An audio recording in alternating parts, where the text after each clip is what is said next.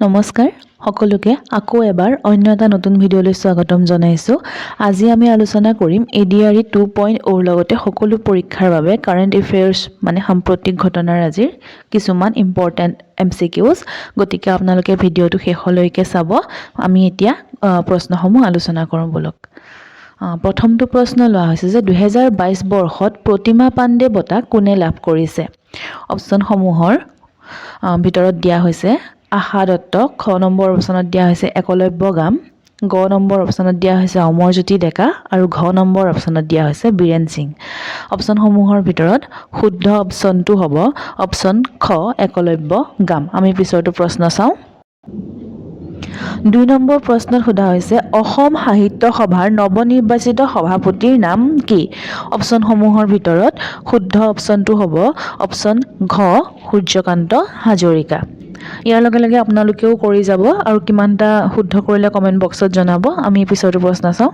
3 number প্ৰশ্নত সোধা হৈছে অসম ৰাজ্যৰ আধ্যাত্মিক পৰ্যটনৰ উৎকৰ্ষ সাধনৰ বাবে চৰকাৰে ঘোষণা কৰা আঁচনিখনৰ নাম। অপশ্যনসমূহৰ ভিতৰত শুদ্ধ অপশ্যনটো হ'ব অপশ্যন খ অসম দৰ্শন। আমি 4 নম্বৰ প্ৰশ্নটো চাওঁ। 4 নম্বৰ প্ৰশ্নত সোধা হৈছে মিছন বন্ধুৰা 2.0 কিহৰ লগত জড়িত? গতিকে অপশ্যনসমূহৰ ভিতৰত শুদ্ধ অপশ্যনটো হ'ব অপশ্যন খ ভূমিৰ লগত। মিছন বন্ধুৰা কিহৰ লগত জড়িত? ভূমিৰ লগত জড়িত। আমি 5 নম্বৰ প্ৰশ্নটো চাওঁ। 5 নম্বৰ প্ৰশ্নটোত সোধা হৈছে যে 2022 বৰ্ষৰ মুনীন বৰকটকী সাহিত্য বঁটা কোনে লাভ কৰিছে? অপশ্যনসমূহৰ ভিতৰত শুদ্ধ অপশ্যনটো হ'ব অপশ্যন ক উপাসনা শইকীয়া। আমি পিছৰ প্ৰশ্ন চাওঁ। 6 নম্বৰ প্ৰশ্নত সোধা হৈছে উপাসনা শইকীয়াই 2022 বৰ্ষৰ মুনীন বৰকটকী সাহিত্য বঁটা কোনখন গ্ৰন্থৰ বাবে লাভ কৰিছে? অপশ্যনসমূহত দিয়া হৈছে ক নম্বৰ অপশ্যনত হালধীয়া জোতা, খ নম্বৰ অপশ্যনত দিয়া হৈছে বকুল ফুলৰ দৰে, গ নম্বৰ অপশ্যনত দিয়া হৈছে দেউকা কোবাই যায় আৰু ঘ নম্বৰ অপশ্যনত দিয়া হৈছে বাসনা হীনা। গতিকে অপশ্যনসমূহৰ ভিতৰত শুদ্ধ অপশ্যনটো হ'ব অপশ্যন নম্বৰ ক হালধীয়া জোতা। আমি ইয়াৰ পিছৰটো প্ৰশ্ন চাওঁ। 7 নম্বৰ প্ৰশ্নত সোধা হৈছে শেহতীয়াকৈ বাতৰিত স্থান পোৱা চেমেৰু আগ্নেয়গিৰি কোন দেশত অৱস্থিত? গতিকে অপশ্যনসমূহৰ শুদ্ধ অপশ্যনটো হ'ব অপশ্যন খ ইণ্ডোনেছিয়া। আমি ইয়াৰ পিছৰটো প্ৰশ্ন চাওঁ। 8 নম্বৰ প্ৰশ্নটো 8 নম্বৰ প্ৰশ্নটোত সোধা হৈছে 2023 বৰ্ষত কোনখন ৰাষ্ট্ৰই G20 সন্মিলনৰ সভাপতিত্ব কৰিছে? অপশ্যনসমূহৰ শুদ্ধ অপশ্যনটো হ'ব অপশ্যন খ ভাৰতে। আমি 9 নম্বৰ প্ৰশ্নটো চাওঁ। 9 নম্বৰ প্ৰশ্নটোত সোধা হৈছে অসমৰ স্বাভিমান আৰু গৌৰৱৰ প্ৰতীক গামোচাই কি লাভ কৰিছে? অপশ্যনসমূহৰ ভিতৰত শুদ্ধ অপশ্যনটো হ'ব অপশ্যন ক GI টেগ। আমি পিছৰটো প্ৰশ্ন চাওঁ। 10 নম্বৰ প্ৰশ্নটোত সোধা হৈছে উৰ্বশী সিং কোন খেলৰ লগত জড়িত? অপশ্যনসমূহৰ ভিতৰত শুদ্ধ অপশ্যনটো হ'ব অপশ্যন ক বক্সিং। বক্সিং খেলৰ লগত উৰ্বশী সিং জড়িত। আমি ইয়াৰ পিছৰটো প্ৰশ্ন চাওঁ। 11 নম্বৰ প্ৰশ্নটো 11 নম্বৰ প্ৰশ্নটোত সোধা হৈছে যে এক নতুন অধ্যয়ন অনুসৰি শব্দ প্ৰদূষণে কোন প্ৰজাতিৰ যোগাযোগ ক্ষমতাত প্ৰভাৱ পেলায়? অপশ্যনসমূহৰ ক নম্বৰ অপশ্যনটোত দিয়া হৈছে বাদুলি, খ নম্বৰ অপশ্যনত দিয়া হৈছে ডলফিন, গ নম্বৰ অপশ্যনত দিয়া হৈছে তিমি আৰু ঘ নম্বৰ অপশ্যনত দিয়া হৈছে জিৰাফ। গতিকে অপশ্যনসমূহৰ ভিতৰত শুদ্ধ অপশ্যনটো হ'ব অপশ্যন খ ডলফিন। আমি ইয়াৰ পিছৰটো প্ৰশ্ন চাওঁ। 12 নম্বৰ প্ৰশ্নটোত সোধা হৈছে সূৰ্য কুমাৰ যাদৱ কোন খেলৰ লগত জড়িত? অপশ্যনসমূহৰ শুদ্ধ অপশ্যনটো হ'ব অপশ্যন খ ক্ৰিকেট। সূৰ্য কুমাৰ যাদৱ কিহৰ লগত জড়িত? সূৰ্য কুমাৰ যাদৱ ক্ৰিকেট খেলৰ লগত জড়িত। আমি 13 নম্বৰ প্ৰশ্নটো চাওঁ। 13 নম্বৰ প্ৰশ্নটোত সোধা হৈছে ইউনিচেফৰ মতে কোনখন দেশত 5 বছৰৰ তলৰ শিশু মৃত্যুৰ হাৰ 75%তকৈ অধিক হ্ৰাস পাইছে? অপশ্যনসমূহৰ ভিতৰত শুদ্ধ অপশ্যনটো হ'ব অপশ্যন খ বাংলাদেশ। আমি ইয়াৰ পিছৰটো প্ৰশ্ন চাওঁ। 14 নম্বৰ প্ৰশ্নত সোধা হৈছে চেৰচেৰা কোনখন ৰাজ্যত পালন কৰা পৰম্পৰাগত উৎসৱ? অপশ্যনসমূহৰ শুদ্ধ অপশ্যনটো হ'ব অপশ্যন খ ছত্তীশগড়।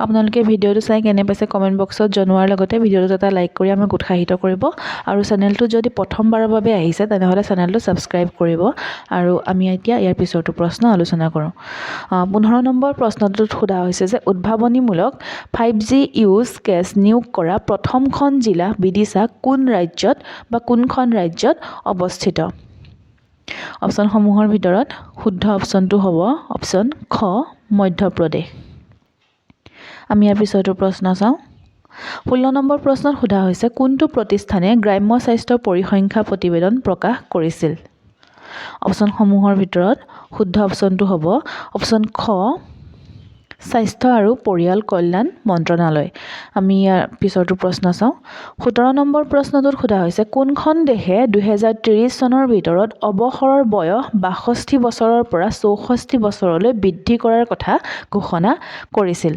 অপশ্যনসমূহৰ শুদ্ধ অপশ্যনটো হ'ব অপশ্যন নম্বৰ গ ফ্ৰান্স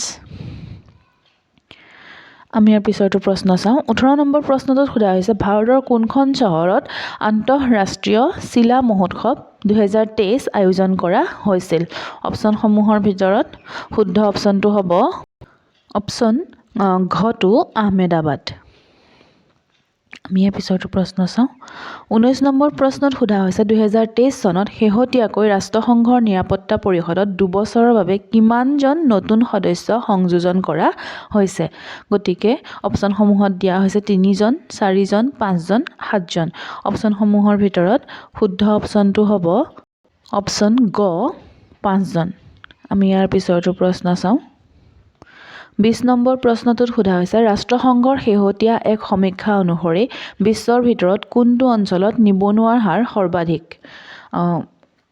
অপশ্যনসমূহৰ শুদ্ধ অপশ্যনটো হ'ব অপশ্যন খটো আৰব আমি 21 নম্বৰ প্ৰশ্নটো চাওঁ 21 নম্বৰ প্ৰশ্নটোত সোধা হৈছে ৰাষ্ট্ৰসংঘই ঘোষণা কৰা অনুসৰি কোন দেশৰ জনসংখ্যা আটাইতকৈ বেছি অপশ্যনসমূহৰ ভিতৰত শুদ্ধ অপশ্যনটো হ'ব অপশ্যন খ ভাৰত আমি ইয়াৰ পিছৰটো প্ৰশ্ন 22 নম্বৰ প্ৰশ্নটোত সোধা হৈছে কোনখন ৰাজ্য বা কেন্দ্ৰীয় শাসিত অঞ্চলে শিক্ষা সেৱা বাছনি আয়োগ গঠন কৰাৰ কথা ঘোষণা কৰিছে অপশ্যনসমূহৰ শুদ্ধ অপশ্যনটো হ'ব অপশ্যন গটো উত্তৰ প্ৰদেশ আমি ইয়াৰ পিছৰটো প্ৰশ্ন চাওঁ 23 নম্বৰ প্ৰশ্নটোত সোধা হৈছে ৰণথাম্বু ৰাষ্ট্ৰীয় উদ্যান কোনখন ৰাজ্যত অৱস্থিত ৰণথাম্বুৰ ৰাষ্ট্ৰীয় উদ্যান অৱস্থিত ৰাজ্যখনৰ নামটো হৈছে শুদ্ধ অপশ্যনটো হ'ব অপশ্যনসমূহৰ ক নম্বৰ অপশ্যনটো ৰাজস্থান আমি 24 নম্বৰ প্ৰশ্নটো চাওঁ 24 নম্বৰ প্ৰশ্নটোত সোধা হৈছে ভাৰতবৰ্ষই সভাপতিত্ব কৰা 2023 বৰ্ষৰ G20 সন্মিলনৰ নিৰ্ধাৰিত বিষয়বস্তু কি আছিল অপশ্যনসমূহৰ ভিতৰত শুদ্ধ অপশ্যনটো হ'ব অপশ্যন ঘটো বহুধৈব্য কুটুম্বকম আমি ইয়াৰ পিছৰটো প্ৰশ্ন চাওঁ 25 নম্বৰ প্ৰশ্নটোত সোধা হৈছে ভাৰতীয় ৰিজাৰ্ভ বেংকে কোনখন দেশৰ মুদ্ৰা কৰ্তৃপক্ষৰ সৈতে মুদ্ৰা বিনিময়ৰ চুক্তি স্বাক্ষৰ কৰিছে অপশ্যনসমূহৰ ভিতৰত শুদ্ধ অপশ্যনটো হ'ব অপশ্যন ক মালদ্বীপ আৰু আজি 25টা কুৱেশ্যনৰ ভিতৰত কিমানটা আপোনালোকে শুদ্ধ কৰিলে কমেণ্ট বক্সত জনাব আৰু ভিডিঅ'টো লগৰ বন্ধু বান্ধৱী বা বাইদেউ ভণ্টি দাদা ভাইটি সকলোৰে লগত শ্বেয়াৰ কৰিব আৰু কেনেকুৱা ধৰণৰ ভিডিঅ' লৈ আহিব লাগে সেইটো কমেণ্ট বক্সত লিখি জনাই দিব আৰু ভিডিঅ'টো ইমানলৈকে চোৱাৰ বাবে বহুত বহুত ধন্যবাদ